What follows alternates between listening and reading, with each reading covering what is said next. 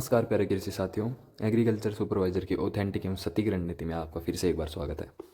दोस्तों, आज हम बात करने वाले हैं राजस्थान जीके के पीवाईक्यू का फुल एनालिसिस।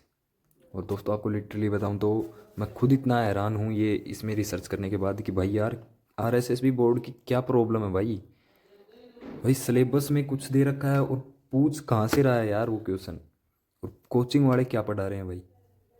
मतलब भाई कुछ भी, वो आप बाद में समझोगे। चलो मैं आपसे स्टार्ट करता हूँ।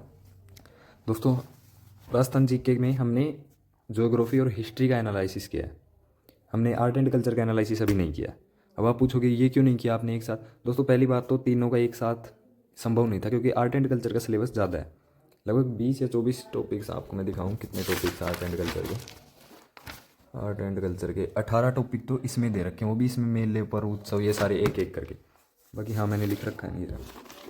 दोस्तों ये देखो, आर्ट एंड कल्चर का इतने टॉपिक हैं, 24 क्वेश्चन, 24 टॉपिक्स, और इनमें से क्वेश्चन आएंगे ओनली 14 है। लास्ट 15 भी बहुत कम नहीं, 14 क्वेश्चन इनमें आएंगे 24 टॉपिक्स में। तो इन 24 के 24 टॉपिक्स को पढ़ने की लोड़ तो मेरे को नहीं लगता है, क्योंकि वही टॉपिक पढ़ेंगे जिनसे क्वेश्चन आ रहे हैं या जिनसे क्वेश्चन आएंगे। ठीक है, 24 टॉपिक इतने पढ़ेंगे, इतने बार बार पढ़ेंगे। इतना बड़ा सिलेबस अकेले आर्ट एंड कल्चर का, इतने में से अपने एग्रोनॉमी हॉर्टिकल्चर पूरी की पूरी उंगलियों पर याद हो जाएगी, और आर्ट एंड कल्चर फिर भी नहीं होगी। चलो स्टार्ट करते हैं दोस्तों, ज्योग्राफी में सबसे मैंने ये क्या है कि मैंने डीप टॉपिक वाइज किया है। मैं सीधा ऐसे सिलेबस लिख कर भी बना सकता था कि सीधा भौगोलिक विभाजन, जलवायु, पर्वत, नदियाँ, मरुस्थल, फसलें, इसलिए सीधा ऐसे लिख कर इनमें से 2 क्वेश्चन टोटल ऐसे लगा के। बाकी मैंने एक जो टॉपिक है उस टॉपिक के अंदर जो जो पार्ट है उन पार्ट का फुल एनालिसिस किया है। तो सबसे पहला हमारा है राजस्थान का परिचय। इसके अंदर राजस्थान ऋग्वेद में कहाँ से मिलता है परिचय, राजस्थान का दोसुंडी शिलालेख और बसंतगढ़ शिलालेख, और कर्नल जेम्स टोड ने राजस्थान शब्द, राजपूताना शब्द किसने कहा, किस पुस्तक में विवरण मिलता है, वो सब पूछा जाएगा। इसमें एक क्वेश्चन आ ही जाता है, एक क्वेश्चन तो। उसके बाद दूसरा है स्थिति विस्तार एवं राज्य की सीमाएं। पिछली बार इसमें से एक भी क्वेश्चन नहीं आया, उससे पिछली बार भी एक भी क्वेश्चन नहीं आया। राजस्थान के प्रतीक चिन्ह ये पढ़ने पड़ते हैं, लेकिन इसमें से क्वेश्चन नहीं आया।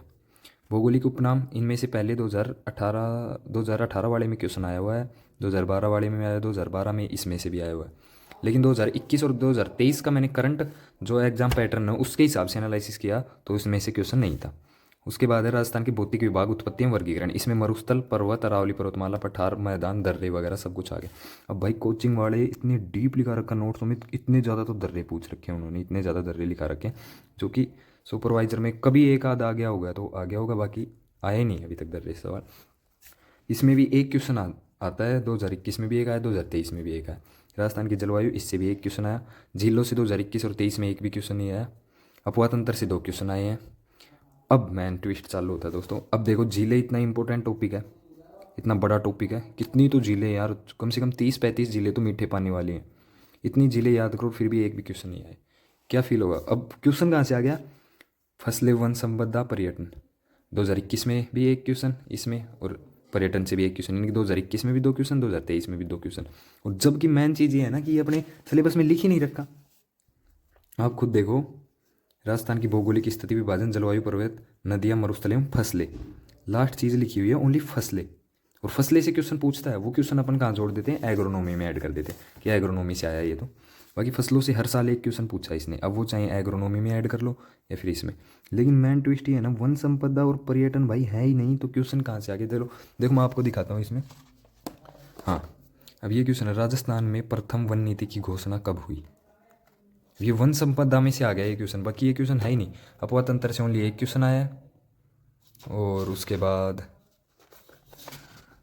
हिस्ट्री, बाकी पूरा देख लो, पूरा एनालिसिस किया, पूरा खाली पड़ा है। एक और पर्यटन से ही आ गया, राजस्थान में राज्य के किस देश के साथ पर्यटन की प्रोन्नति के लिए अनुबंध किया गया है।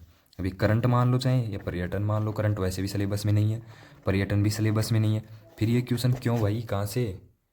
आरएसएसबी बोर्ड की प्रॉब्लम ये रही है भाई शुरू से या लास्ट तक, अभी भी इसकी यही प्रॉब्लम है, नहीं तो ये आरपीएससी को कब का डिफीट कर देता, बट इसकी प्रॉब्लम यही है।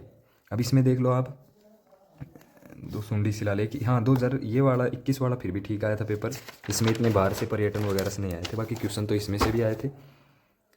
अब ये मर्दा वाला टॉपिक, ये अपन सॉइल साइंस में बेस्ट रहेगा, बाकी जियोग्राफी में भी मर्दा वाला टॉपिक आता है, राजस्थान की मर्दाएँ, जो कि सॉइल साइंस में ही आ जाएगा अपना, वहाँ से कवर हो जाएगा ये तो। अब देखो ये रहा वन्य जीव अभ्यारण्य, बाघ संरक्षित क्षेत्र अनुमोदित किया गया है। अब ये मक्का उत्पादक जिले हैं, निम्न में राजस्थान के प्रमुख मक्का उत्पादक जिले। फसलें वाला टॉपिक है, ये एग्रोनॉमी से मान लो चाहिए, लेकिन आया ये कहाँ पर है, ज्योग्राफी से। अपन ऐसे सोचते हैं ज्योग्राफी से क्वेश्चन ही नहीं आते, ज्योग्राफी से आया है क्योंकि हमारे सिलेबस में स्पष्ट दे रखा है राजस्थान की फसलें, तो ये राजस्थान की फसलें से आया। तो ये हो गया ज्योग्राफी का एनालिसिस। अब अपन चलते हैं हिस्ट्री का एनालिसिस। ज्योग्राफी में फिर भी दोस्तों मैं आपको बता दूं 2021 में 8 क्वेश्चन आए गए थे, 8 या 9 क्वेश्चन, और 2023 में भी 6 या 7 क्वेश्चन आए हैं। तो इस बार भी ज्योग्राफी में 8 क्वेश्चन तो मान कर ही चलो, हो सकता है 10 भी आ जाएँ, क्योंकि ज्योग्राफी मेन सब्जेक्ट है। आर्ट एंड कल्चर से मेन इसको ही समझ के चलो, क्योंकि उसमें इतने ज़्यादा टॉपिक दे रखे, इसमें इतने ज़्यादा टॉपिक नहीं है, फिर भी इसमें 8-7 टॉपिक्स में से 10 क्वेश्चन कवर हो जाएंगे आपके। अब आगे चलते हैं हिस्ट्री। अब आप सोचोगे भाई ये क्या सीन है, यानी कि कम से कम हर टॉपिक से एक एक क्वेश्चन तो दे दो कम से कम। 1857 क्रांति, ये मैंने नॉर्मल एनालिसिस किया है ये वाला इस बार के लिए, कि इस बार एग्जाम अगर अच्छा बना तो 1857 क्रांति से 2 क्वेश्चन आ जाएंगे। सभ्यता, कालीबंगा, राहड़, इनमें से कोई सी में से भी 1 क्वेश्चन आ जाएगा। प्रमुख राजवंश और व्यक्तित्व में से 2 क्वेश्चन आ जाएंगे। एकीकरण में 1 आ जाएगा, और किसान आंदोलन, जनजाति आंदोलन में 1 क्वेश्चन आ जाएगा। ठीक है, लेकिन अब इसका 2021 और 2023 का आप एनालिसिस देखोगे तो 3 या 4 क्वेश्चन हर बार पूछे जाते हैं बस हिस्ट्री में। भाई क्या हर कोचिंग वाला क्या बता रहा है कि, यानी कि ज्योग्राफी हिस्ट्री से 15 क्वेश्चन और आर्ट एंड कल्चर से 10 क्वेश्चन, कति फेक। एक बार एनालिसिस करके तो देखो भाई, आप एक खुद उठाकर देखना पेपर 2021 और 2023 वाला, आपको पता चलेगा हिस्ट्री में क्या पूछ रखा है। 1857 क्रांति से 1-1 क्वेश्चन आया दोनों बार। सभ्यता से 2021 में 0 क्वेश्चन, 2023 में 1 क्वेश्चन। राजवंश और व्यक्तित्व, इनमें से 1-1 क्वेश्चन दोनों साल। एकीकरण में अभी तक 0 क्वेश्चन। वही एकीकरण कितना इंपॉर्टेंट टॉपिक है, 2021 में भी 0 और 2023 में भी 0। किसान आंदोलन और जनजाति आंदोलन, इन दोनों टॉपिकों में से 0 क्वेश्चन 2021 में, और 23 में 1 क्वेश्चन। ये भी मानकर चलो, अगर डीप एनालिसिस करें तो ये भी नहीं मिलेंगे। ये है भाई हिस्ट्री का हाल। अब आप सोच रहे होगे तो क्या इसका मतलब हम हिस्ट्री नहीं पढ़े? हिस्ट्री तो इंपॉर्टेंट है भाई, पढ़ना तो पड़ेगा हिस्ट्री को तो, क्योंकि इसमें से हो सकता है एग्जामिनर इस बार सवाल छाप दे। ऐसा कर देना एग्जामिनर इस बार, यानी कि आरएसएस बोर्ड है, इसमें कुछ भी हो सकता है। ऐसा कर दे आर्ट एंड कल्चर से 5 क्वेश्चन ही दे दे, बाकी क्वेश्चन इससे छाप दे सारा। हिस्ट्री से 10 दे दे, ज्योग्राफी से 10 दे दे, कुछ भी कर सकता है भाई वो। पर जितना है 95% ऐसा होगा ही नहीं। वो वेटेज रखेगा आर्ट एंड कल्चर का थोड़ा ज़्यादा, और ज्योग्राफी का आर्ट एंड कल्चर से थोड़ा कम, या फिर ऐसे भी कर सकता है इस बार ज्योग्राफी का ज़्यादा कर दे, आर्ट एंड कल्चर का कम कर दे। लेकिन हिस्ट्री का तो हमेशा कम ही रखेगा। हिस्ट्री में पूछे भी का तो मॉडर्न हिस्ट्री से क्वेश्चन जरूर पूछ सकता है, क्योंकि अभी मैंने जो भी 4-5 एग्ज़ाम हुए हैं हाल ही में, उनमें जब देखा है कि भाई अभी AWO का हुआ है, और उससे पहले 4th ग्रेड वगैरह का हुआ था, और भी कई एग्ज़ाम होते आ रहे हैं, राजस्थान पुलिस वगैरह, उनमें तो उनमें हिस्ट्री, मॉडर्न हिस्ट्री ज़्यादा आ रही है इस वाली से ज़्यादा। बाकी अपने में तो मॉडर्न ही ज़्यादा है। अब दोस्तों, अब मैं आपको बताता हूँ क्लियर टिप्स, भाई क्या पढ़ना है कैसे नहीं। अब कई भाई क्वेश्चन करते रहते हैं भाई जीके के लिए बेस्ट बुक बताओ, मेरे पास दिशा है, मैं दूसरी ब्रह्मास्त्र ले आऊँ क्या, वो ले आऊँ क्या। भाई कोई सा भी ब्रह्मास्त्र ले आओ, कितना ही डीप पढ़ लो, क्वेश्चन जब आएगा ना ऐसे ऐसे पर्यटन वन संपदा ऐसे टॉपिक से बाहर ही आ गया तो फिर क्या, कितना ही डीप पढ़ लो। ठीक है, सबसे इंपॉर्टेंट बात है एकदम बेसिक पढ़ो भाई, एकदम शॉर्ट और बेसिक स्वीट पढ़ना है बिल्कुल, यानी डीप में जाना ही नहीं भाई। कोचिंग वाले जो भी नोट्स लिखा रहे हैं ना, बिल्कुल ही डीप में मत जाना, कन्फ्यूज होगी ना, तुम्हारा रिवीजन हो पाएगा, क्योंकि इतना ही टाइम बचा है। अब तुम एकदम ही डीप से जीके पढ़ोगे जिसमें से क्वेश्चन भी तुम्हारे ढंग से आ नहीं रहे, तो फिर क्या है मतलब।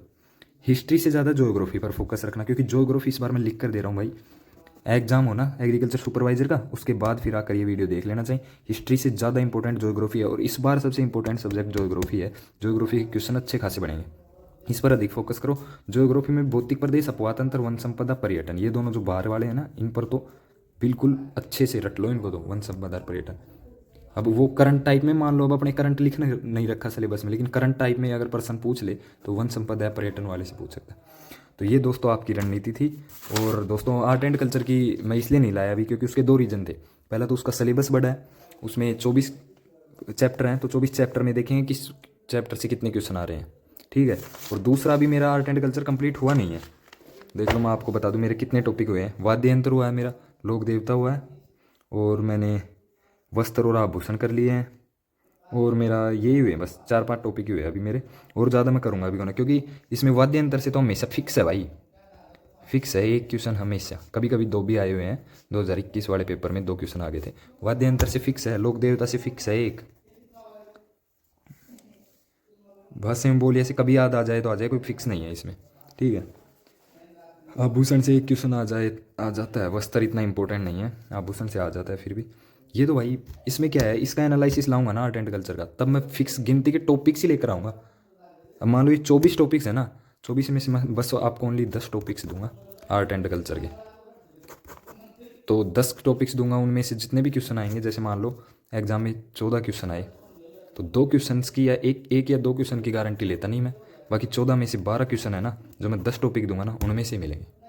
लिख कर दे रहा हूँ भाई, फिक्स टॉपिक दूंगा गिनती के, उनमें से है ना 95% उनमें से मिल जाएगा गिनती के। इतने ज़्यादा पढ़ोगे ना, एक ही आप मंदिर मंदिर भी पढ़ने बैठोगे ना, कितने गए इनके भाई।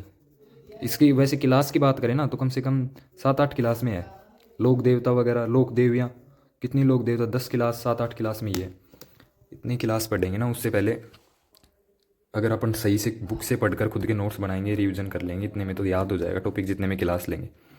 बाकी दोस्तों वीडियो को मैं ज़्यादा लंबी नहीं करना चाहता, क्योंकि वो है ना, अगर मैं खुद का पर्सनल एक्सपीरियंस बताऊँ तो लोग ऐसे कहेंगे कि भाई थोड़ा बकवास कम किया कर भाई, काम की बात ज़्यादा किया कर, वो बात है ना।